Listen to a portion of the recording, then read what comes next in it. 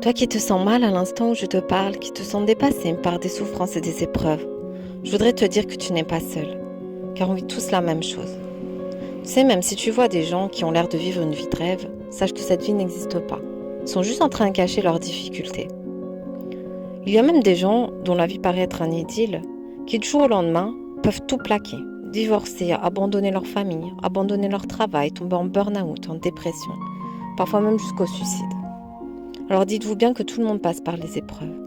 Elles sont une nécessité de la vie pour nous faire évoluer, pour nous pousser à nous transcender, à développer de la force et du courage, pour nous apprendre à pardonner, à être bienveillants, pour nous pousser aussi parfois à nous sortir de situations qui n'étaient plus bonnes pour nous.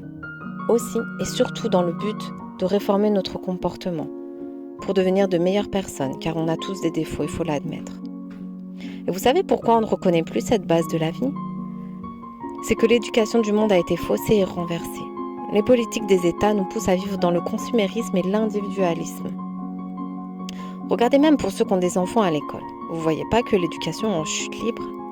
Le niveau scolaire est au plus bas. On fait s'asseoir les enfants sur des chaises pour qu'ils ne sachent même plus écrire ni compter convenablement. Tout le travail manuel a été banni. Il n'y a plus le respect non plus. Sans parler de leur nouveau programme scolaire sur la sexualité dès le plus jeune âge, c'est écœurant.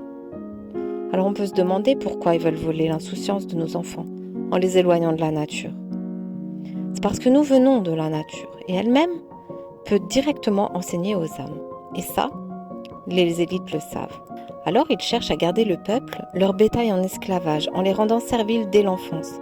Vraiment, c'est malheureux de constater que ce monde ne tourne plus rond.